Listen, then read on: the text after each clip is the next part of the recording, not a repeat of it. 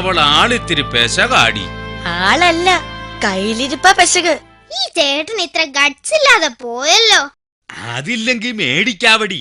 അതില്ലാത്തവര് മേടിക്കും, കെട്ടിയവിടെ കയ്യിന്ന്. ഈ ചേട്ടനോട് എത്ര തവണ പറഞ്ഞിട്ടുള്ളതാ ചേട്ടത്തിയെ നിലയ്ക്ക് നിർത്താൻ. പെടക്കോഴി അനുസരണക്കേട് കാട്ടുമ്പം പൂവങ്കോഴി കൊത്തി അലക്കുന്നത് കണ്ടിട്ടില്ലേ? പെണ്ണിനെ നിലയ്ക്ക് നിർത്താൻ പഠിക്കണം. ഇങ്ങനെ തണുത്ത് നിന്നാലൊന്നും പറ്റിയല്ലേ ചേട്ടാ. ചേട്ടത്തി മൂപ്പിച്ചോണ്ട് വരുമ്പോ ഇറങ്ങി ഓടാതെ കായ് ചുരുട്ടി ഒറ്റ പെരുക്ക് കൊടുക്കണം. ചേട്ടനൊന്ന് മുണ്ട് മടക്കി കുത്തിയേ. ഇനി ചേട്ടത്തിയുടെ മുന്നിൽ ചെല്ലുമ്പോ മുണ്ട് മടക്കി കുത്തിയേ ചെല്ലാവൂ. ഓടാനാണോടാ? ഓടാനല്ല, പോടാൻ.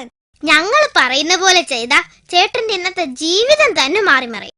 ഈ ദുരിതത്തിൽ നിന്ന് കരകയറാൻ എന്നാ വേണേലും ചെയ്യാവടി. ചേട്ടത്തെ മൂപ്പിച്ചോണ്ട് വരുമ്പം മുണ്ടെടുത്ത് താറ് വാച്ചി ഒന്ന് ഞെളിഞ്ഞ് നിക്കണം.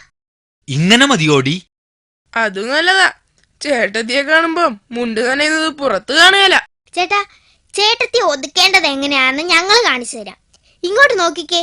ദേ, ഈ കപ്പളം ചേട്ടത്തിയാന്ന് വിചാരിച്ചോണം. ഇന്ന് ഞാൻ രണ്ടിലൊന്ന് കണ്ടിട്ടേ ഉള്ളൂ ബാക്കി കാര്യം.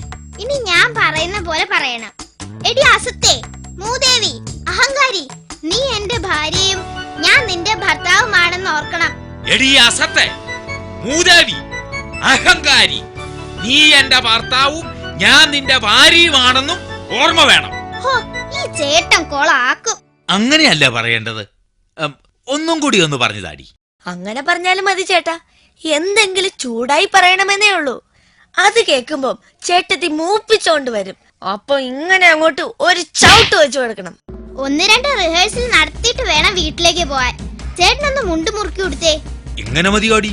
മതി ചേട്ടാ. ഇനി കാല് വലിച്ചൊരു തൊഴി കൊടുത്തേ. നീ അത്രയ്ക്കായോടി? എന്നോട് കളിച്ചാലുണ്ടല്ലോ. ആകെ ഒരു കൂട് കപ്പളം ഉണ്ടായിരുന്നത് ഒടിച്ചിട്ടല്ല കർത്താവേ. നിങ്ങളെ ഇനി ഞാൻ അറിയാതെ പറ്റിപ്പോയാലേ. അയ്യോ, എന്നെ കൊല്ലാൻ പോണ്. ഓടിവായോ. അയ്യോ, എന്നെ അയ്യോ.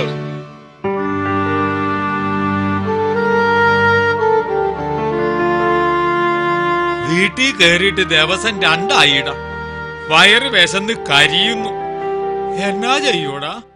അതിനല്ലേ ബോവനെ മോളിയും ചേട്ടനോട് പറഞ്ഞത് മുണ്ട് മുറുക്കി കൊടുത്തോളെ.